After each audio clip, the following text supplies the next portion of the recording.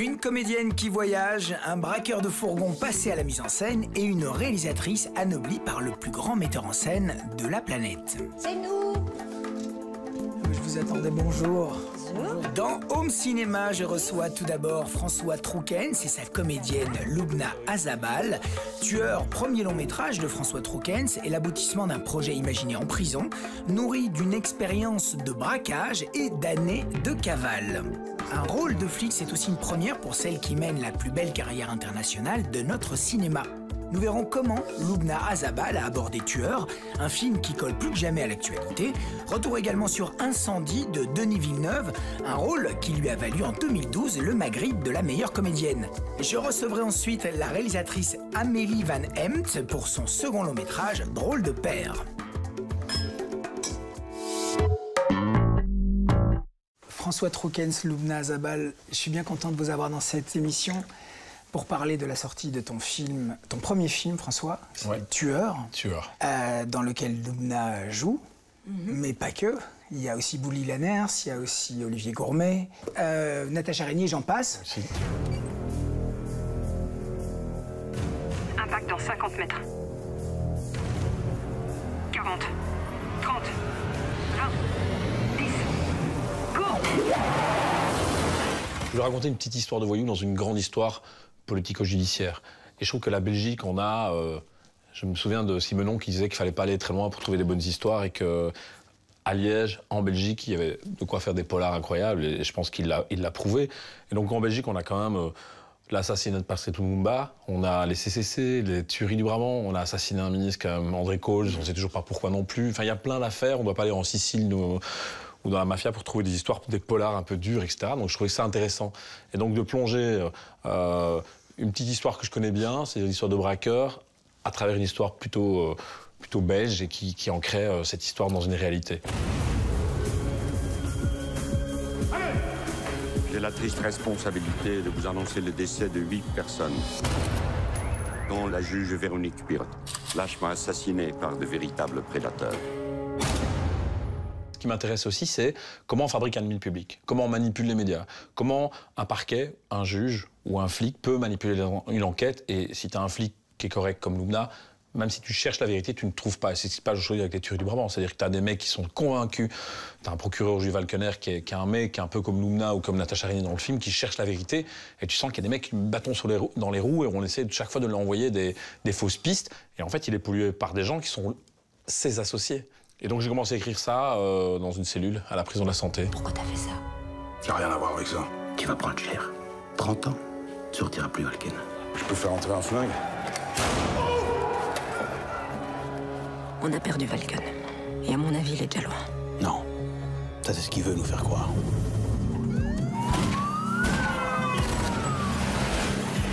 Je ne laisserai pas coller ça sur le dos. Alors c'est quoi tous ces morts? Ils disent que c'est vous. C'est des conneries, ça. Qu'est-ce qui t'amène à faire Tueur un jour? Déjà, au départ, moi, j'ai fait des études de photographe.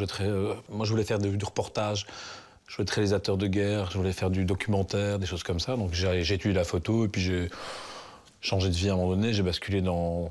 Je suis devenu garde-corps. Puis de là, je suis rentré dans le grand banditisme. Mais en fait, un jour, à la prison de la Santé, je me suis dit, il faut que je change de vie. Et qu'est-ce que je vais faire?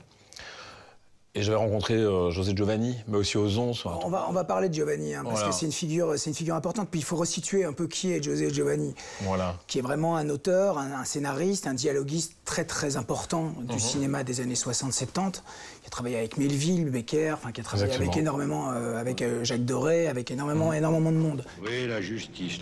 Si vous permettez, Monsieur le Président, j'ai une opinion personnelle de la justice. Je pense qu'elle doit être juste, mais pas féroce. Accusé, qu'avez-vous à ajouter pour votre défense? Rien.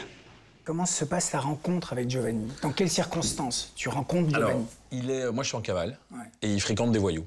Donc, il a toujours fréquenté des voyous. Voilà. Lui-même est un ancien voyou. Oui, il a été condamné à mort. Il faut savoir qu'il a un passé quand même sulfureux. Ça s'apprend aujourd'hui. Il a pris la place de son frère. Ils avaient quand même tué des juifs pendant la guerre 40 et il devait être condamné. Il était gestapiste. Voilà. Après, j'insiste, il avait 25 ans qu'il se retrouve en prison. Donc, je pense qu'il s'est construit en prison aussi. Il a écrit 3 bouquins qui sont tous publiés. Qui vont être adaptés par Becker, notamment Le Trou, le grand film. Le Trou, c'est un des plus beaux films qu'on ait jamais fait. Et donc, c'est Quelque part, quand José voit ça, lit ce que je fais, il me dit, en rigolant, il me dit, il n'y a plus que des flics qui font des films voyous en faisant référence à Marshall. Et il me dit, mais vas-y, fonce, il n'y a plus ce cinéma vérité qui peut engager, qui peut raconter un univers que peu de gens connaissent de l'intérieur. Et je pense que c'est ce qu'il faisait lui aussi. Il croit en moi et il me donne des conseils et il me dit un truc très juste, il me dit, laisse tomber le flingue et prends la plume. Et donc je commence à travailler, et j'y crois. Dur comme fer, il faut être dingue, parce qu'aujourd'hui, je me dis, mais comment j'ai eu cette idée folle d'y croire. Et t'es en cavale à ce moment-là. Je suis en cavale, en plus. T'es en cavale, en plus. Et je me fais arrêter en 2004 avec ce projet-là dans les mains, quoi. Et quelque part, mon arrestation me permet enfin d'y croire. Parce que je me dis, OK, je vais payer cette dette à la société, mais je vais pouvoir enfin exister en tant que scénariste et auteur. Tu sais quoi faire de ton temps. Et puis, je suis sorti en 2010 et j'ai quand même fait une licence en lettres en prison.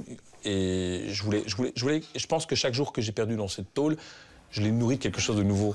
Alors, il a craqué? On avance. On avance? Ça veut dire quoi ça, on avance? Il a craqué, il a pas craqué? Ça veut dire qu'on avance. Eh ben moi, il me faut un rapport ce soir avant 20h, ok? On va essayer. Non, on va pas essayer, je veux un rapport ce soir avant 20h. On va essayer. Je veux un rapport ce soir avant 20h, c'est quand même clair, non? On va essayer. Comment tu reçois le scénario, Lubna? Mais moi, je suis fascinée par l'histoire, ce grand mystère qui est les tueurs fous du Brabant. Je crois que ça fait partie des grandes histoires comme l'assassinat de Kennedy, comme voilà, tous ces grands mystères dont on ne connaîtra jamais. La vérité, on ne saura jamais. La genèse du projet, c'est pourquoi les tueurs du Brabant aussi, c'est parce que quand j'étais adolescent, j'avais 12 ans, j'habitais à Braine-l'Alleud, près de Lez. Et mes frères allaient jouer sur le parking. Et le jour où les tueurs sont arrivés, je croyais que mes frères étaient sur le parking en train de jouer. Donc j'ai couru pour aller voir ce qui se passait. J'ai vu les gens par terre, j'ai vu c'est comme si j'habitais en face du Bataclan, quoi. Tu vois, et ça m'a marqué, mais depuis ma plus tendre enfance. Et donc j'ai toujours quel âge à ce moment-là? J'avais 12 ans et demi, quelque chose comme ça. Et quand je vais là-bas, je vois les gens par terre. Et en fait, moi, je vois les gens, et je cherche mes petits frères, je les vois pas. Et puis je rentre à la maison, je les vois. Et quand je suis à la maison, j'ai qu'une envie, c'est de retourner. Pour sentir l'excitation du truc, il y a l'adrénaline. C'est pas l'adrénaline, j'étais attiré par ce que j'avais vu, quoi. C'est comme dans un film, en fait. Ça fait longtemps que je te cours après, hein. Longtemps. Ça m'a un peu énervé de pas pouvoir te choper plus vite, c'est vrai, j'avoue. Mais là, maintenant, je te tiens. Et tu vas prendre cher. Ce qui m'intéresse, c'est d'abord, comment on fabrique un ennemi public. C'est ce qu'on a fait avec moi. Parce que tu as une gueule, comme on l'a fait avec Parti Camère, c'est-à-dire que tu as une gueule qui passe bien à la télé, tu te rends pas compte que finalement tu passes bien dans les médias, mais on décide de dire tiens, voilà, avec lui on va faire l'ennemi public. Et tu te retrouves du jour au lendemain à la tête des journaux. À l'époque, ça se faisait beaucoup. Tu faisais la couverture d'un canard et tu ne savais plus rien faire, en fait. Autre chose, dans les tueries du Brabant, il y a eu une attaque au Colruyt de Braine-l'Alleud, de Nivelles, pardon, où il y a un couple qui s'est fait assassiner. Le couple qui se fait assassiner, ils se font assassiner par 3 tueurs, apparemment. Il y a 2 flics qui arrivent au même moment, qui se font également tirer dessus, dont un qui en réchappe, il fait le mort et il en réchappe. Quelques jours plus tard, 10 jours plus tard, le procureur du Nivelles demande d'aller arrêter les Borins, et ils ont l'information. Et moi, je suis convaincu qu'en fait, c'est un piège diabolique. C'est un vrai scénariste, le mec qui a fait ça. C'est pour ça que je suis parti de cette histoire-là. C'était comment on fabrique un ennemi, comment est-ce qu'on fabrique comment on manipule. Voilà, c'est un cadre récit, comment on fabrique un faux coupable, comment est-ce qu'on arrive à manipuler. C'est assez génial, c'est machiavélique, quoi, le gars qui a pensé à ça. C'est vraiment, je pense, des militaires qui ont fait le coup, des mecs ou des barbouzes, et à côté de ça, on a des petits voyous qui ont été manipulés. Et si tu regardes le rôle de Franck Walken ou Olivier Gourmet, tu te dis, d'un certain point de vue, il est coupable. Tout est contre lui. Et ce qui m'intéressait, c'est d'avoir une flic qui doute, qui cherche. La bande des tueurs fous en 1985. On a affaire à des gens infiltrés dans toutes les sphères de l'État. Nous avons toutes les preuves, monsieur le ministre. Regardez son tatouage. C'est Valken. Et chercher aussi un personnage qui puisse être un petit Al Pacino féminin. Et elle a vraiment ça, quoi, le côté... parce qu'il fallait, face à Olivier, qui fait 1m85, 1m83 exactement, mais qui est quand même un personnage qui a un côté Lino Ventura. Et Lubna qui est plutôt frêle en apparence, mais c'est comme quand tu vois Al Pacino, il fait 1m55 et il dégage un truc, et elle a ça. Et voilà. C'est notre taille, hein, le seul point commun. Il y a Al Pacino non, et après il y a le reste du monde. Al Pacino, en termes d'énergie, elle a quelque chose. Et moi, j'y crois. Enfin, je le sens pour être commissaire, hein, Lubna. Je joue pas de mes couilles, ok?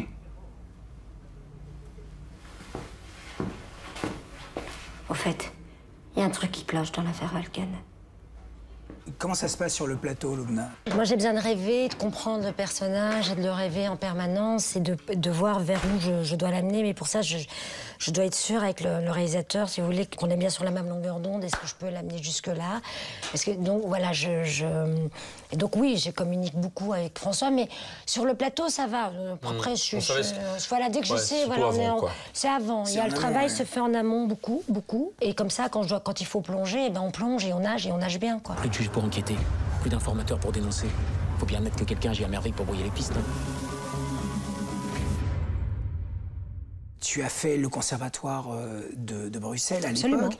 Et tu as quitté Bruxelles à un moment donné, mais avec rien, pour monter... Pour monter à Paris. Pour monter à Paris, comme on dit. Monter dans la grande ville. Et là, tu fais ce film incroyable de Téchiné qui s'appelle Loin. Si tu sortais pour une fois, t'en as pas marre de rester enfermé? Comment ça se passe, en fait, la rencontre avec Téchiné? Comment est-ce que ça démarre? Les essais, on dirait 3 mois. Voilà. Ça fait long, ça. Hein. Ça fait long, mais André est un réalisateur extrêmement angoissé. Donc il veut être sûr de l'acteur qu'il prend. Voilà, il veut être sûr que derrière, il n'y a pas... que c'était pas juste le coup d'éclat d'une fois ou deux. Il veut être sûr pour toute la longueur. Et au bout de 3 mois, il m'annonce que je serai sa Sarah dans le film, quoi. Mais jusque-là, moi, je sais toujours pas ce que c'est qu'un film, ni ce que c'est que ce milieu. Et quand j'ai commencé à prendre conscience du métier, là, je me suis dit, putain, je vais en chier. T'es pervers, Saïd. Dans le fond, t'es méchant. Hier, tu cherchais à nous réconcilier. Aujourd'hui, tu fous la merde, tu cherches à nous séparer. Je sais pas à quoi tu joues. Tu sais, Sarah, chaque jour, je ne veux que ton bien. C'est ça, tu me fais du mal et puis tu dis que c'est pour mon bien. T'es qu'une crapule.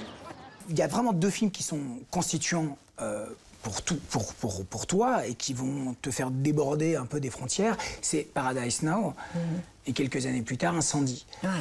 Parce que Paradise Now te met autre part. Le propos est très courageux, c'est-à-dire qu'il faut être couillu pour se dire, bon, je vais parler des Suicide Bombers, et puis d'essayer de comprendre, en tout cas, la mécanique de ce désespoir-là.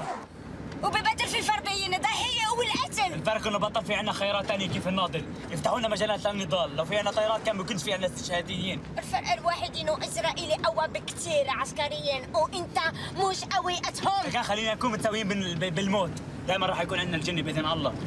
ما في جنة، هاي خرا يذكرها بالراسك. استغفر الله العظيم، استغفر الله العظيم. Puis après, c'était un challenge énorme pour moi d'aller travailler, de mettre les pieds en Palestine. C'est-à-dire que c'est pas un lieu où on se dit tiens, je vais aller en vacances là-bas, quoi. Non, oui, non. Donc, et on a tourné là-bas. Vous avez tourné dans les territoires.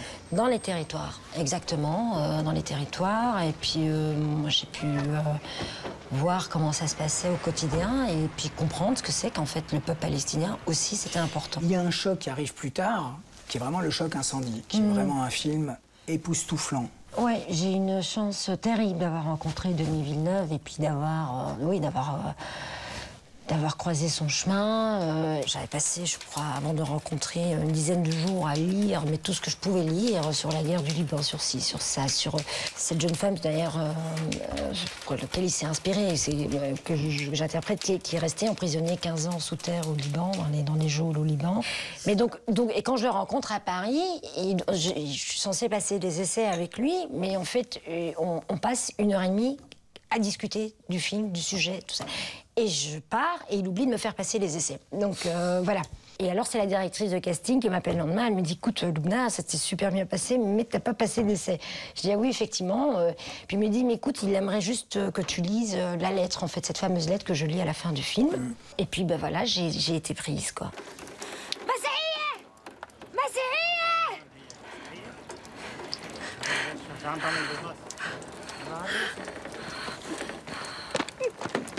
نزل من البطلة. بنتي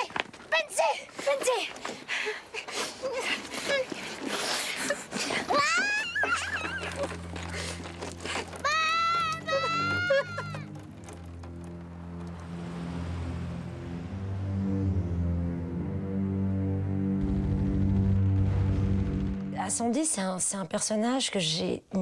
je sais pas, c'est la magie. J'ai directement connecté avec ce personnage, instinctivement, et puis animalement, je sais pas comment expliquer. J'ai tout de suite compris ce qu'il voulait de cette Nawal. Et là, c'est vraiment un film où, là, pour le coup, on a très peu parlé, Denis et moi. On était super d'accord à chaque fois. En fait, il y a une furieuse envie de vivre des aventures et avec un appétit de vie qui est quand même assez incroyable. C'est ce qui te fait bouger encore tout le temps? J'aime la schizophrénie que procure le cinéma, ce que je vis dans mon métier. On est payé pour être schizophrène et j'aime ça. J'aime terriblement ça, c'est devenu une drogue. Et quand j'ai plus ça, je suis en manque, je suis pas bien, je fais des conneries. Donc il y a cette dimension dont on parlait tout à l'heure, cette dimension, cette volonté d'être en vie, d'adrénaline. Une revanche sur la vie, peut-être. C'est espèce de... Je crois que c'est ça, on a des parcours pas similaires, parce que malheureusement, j'ai pas été braqueuse.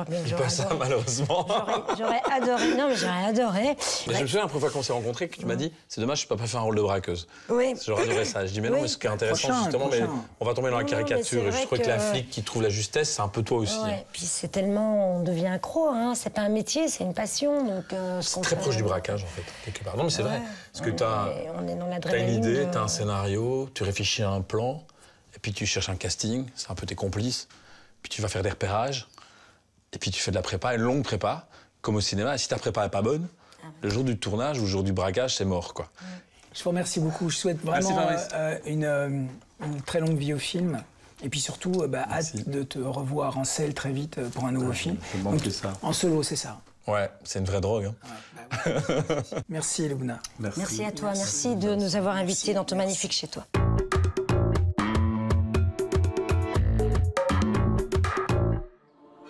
Le Festival international du film de comédie de Liège est de retour.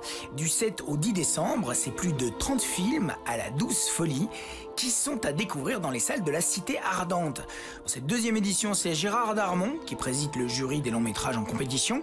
Vous pourrez également croiser le très inconnu Didier Bourdon parmi les invités. Toutes les infos sur www.fifcl.be.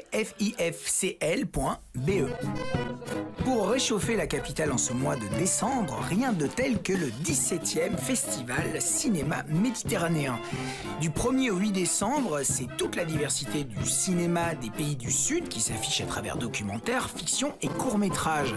Cette année, le MED se conjugue au féminin, portrait de femmes méditerranéennes, film réalisé par des cinéastes femmes et un jury 100% féminin.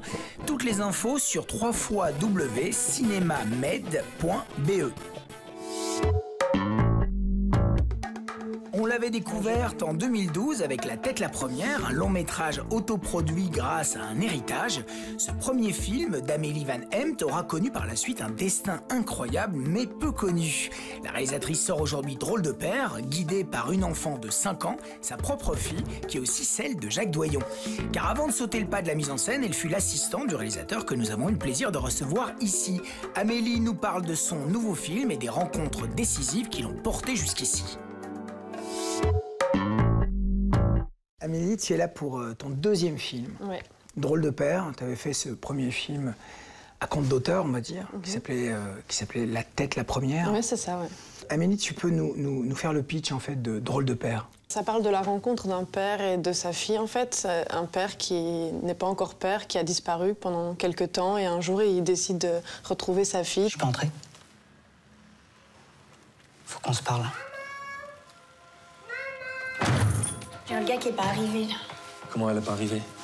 Bah, elle est pas là, je sais pas, j'arrive pas à la joindre. Regarde, c'est un ami de maman. Et il va s'occuper de toi jusqu'à ce que le gars arrive. D'accord? Toute l'idée du film, c'est cette rencontre qui se passe sur 3 jours d'été, où il va être dans le lien avec elle et se demander si oui ou non il peut lui dire ou lui révéler sa paternité. Donc voilà, c'est un film sur le lien. Et toi, t'es qui? Bah, je suis Antoine. J'en connais plein des Antoine.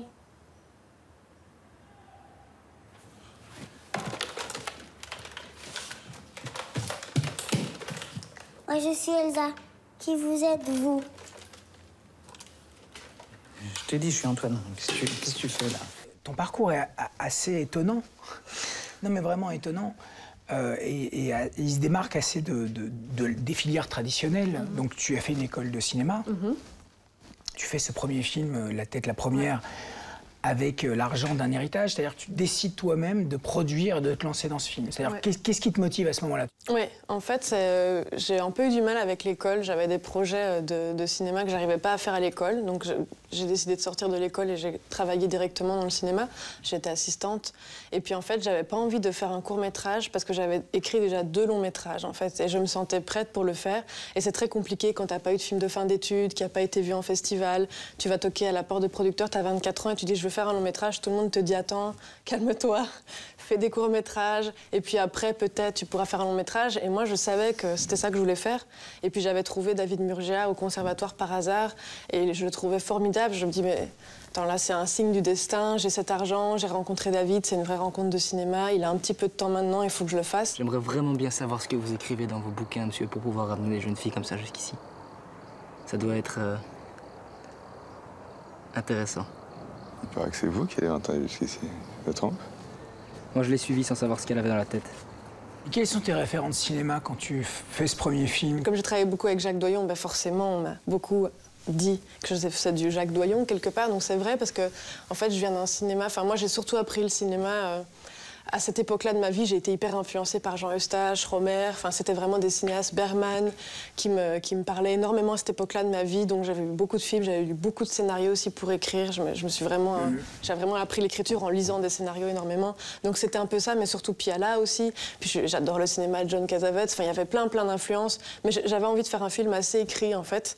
Parce que justement, de mon expérience avec Jacques, qui lui tournait de manière très improvisée, enfin sans savoir comment il allait placer les acteurs et tout, il me disait tout le temps, tu vois, moi, ma seule vraie référence, la seule chose solide que j'ai, c'est le scénario. Donc je me suis dit, ok, il faut que j'écrive quelque chose de vraiment solide. Donc je me suis très fort accrochée au texte. Et par contre, pour Drôle de Père, ça m'intéressait très fort de partir complètement avec une idée de scénario qui pouvait complètement basculer, devenir complètement autre chose, et d'être vraiment plus dans la banalité du lien, enfin comment créer ces moments, ces instants de vérité entre eux. Lisa, qu'est-ce que tu fais là? Allez, viens.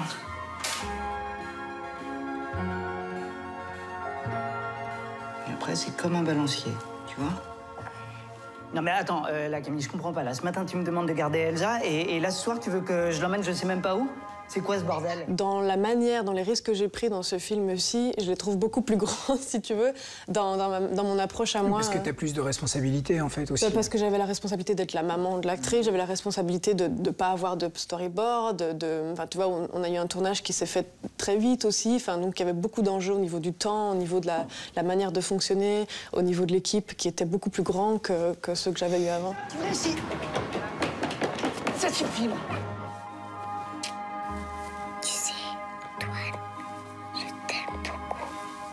Quand tu termines La Tête la Première, tu es sélectionné à la CIL à Cannes.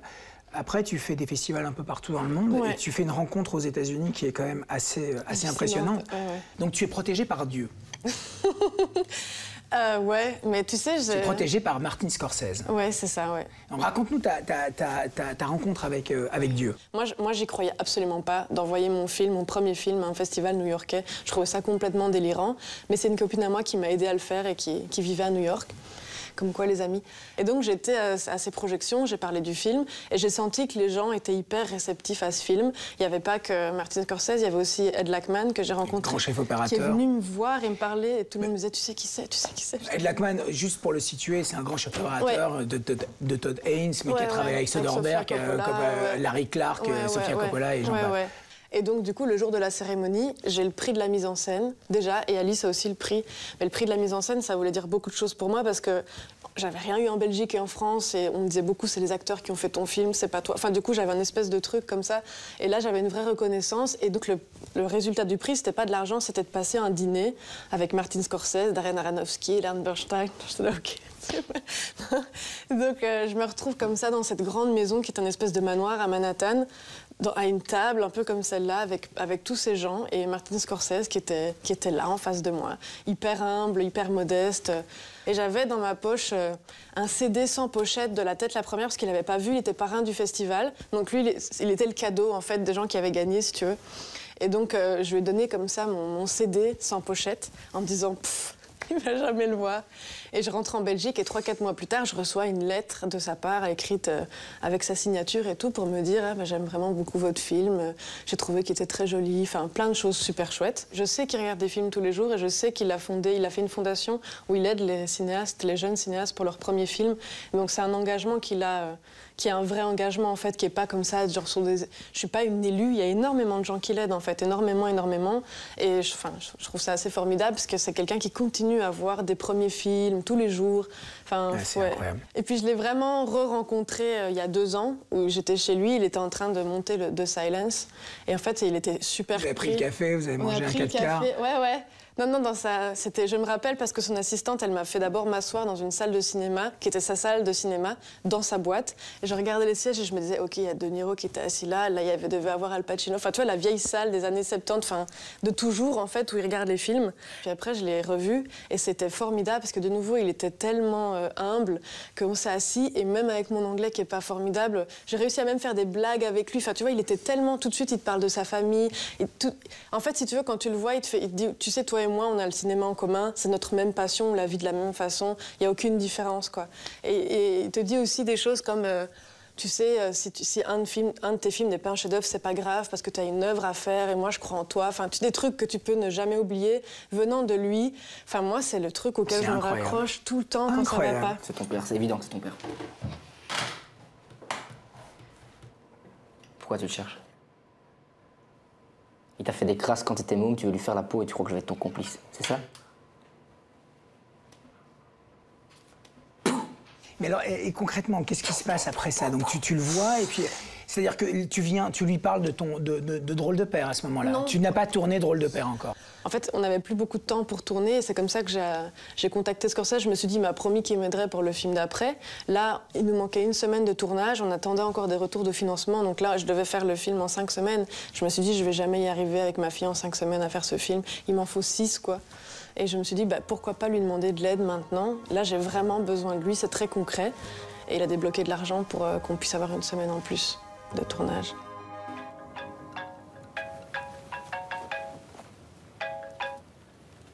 Allô?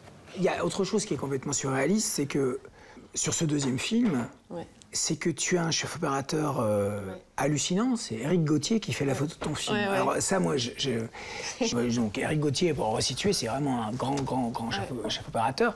Il avait vraiment envie, à cette époque-là de sa vie, de refaire des premiers films. De se réinventer. De se réinventer. Et puis il avait envie de faire ça avec moi, parce qu'il y a eu une vraie rencontre aussi entre nous. C'était super, quoi. C'est quelqu'un que j'aime vraiment beaucoup. Et donc du coup, on s'est retrouvés à devoir inventer Drôle de père ensemble dans des conditions pas simples. Donc c'était pour lui, c'était comme s'il revenait au tout premier film qu'il a fait, tu vois. C'était génial. Enfin, il m'a poussé à cadrer aussi. J'ai cadré le film avec lui. À plein de moments, il m'a dit, vas-y, fais-le. Tu sais comment bouge ta fille, il faut que tu l'essayes, il faut que tu cadres toi-même. Enfin, il m'a appris énormément de choses. Ouais. Et est-ce que la forme du scénario était très définie à ce moment-là? Donc tu dis, c'est mon encre, c'était le scénario. Tu avais travaillé énormément le scénario. Pour le premier film. Pour ce film-là, l'idée, c'était que Lina rencontrerait pas Thomas et que peut-être que la rencontre ne se passerait pas. Donc Lina, ta fille, tu l'as empêchée de rencontrer l'acteur principal du film. Voilà. Donc c'était mon idée, c'était de vraiment faire comme dans le film, une rencontre, sauf que Lina ne devait pas savoir quel rôle il jouait. Donc dans le film, il est présenté comme un ami, c'est très vague, et en fait, on a gardé ce secret-là jusqu'au bout. Du coup, on s'est dit, si ça marche pas, on va faire un film sur une relation qui se passe pas, un père qui revient trop tard et c'est plus possible de créer le lien. Et ça aurait été autre chose, quoi.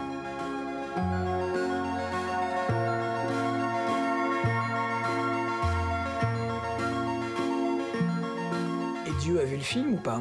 Dieu a vu le film. Et qu'est-ce qu'il en pense, Dieu? Il pense plein de bonnes choses du film. Il m'a dit les fragilités qui pour moi, sont ce qui est le plus beau du film. Hein. Donc, Lina qui devient actrice dans le film et tout ça, à quel point elle était formidable dans le film. Puis il m'a dit c'est un film qui est un petit film mais qui est tellement beau. Enfin, il m'a dit vraiment des belles choses et ça m'a... À un moment où j'étais en plein doute sur le montage et ça m'a vraiment fait du bien.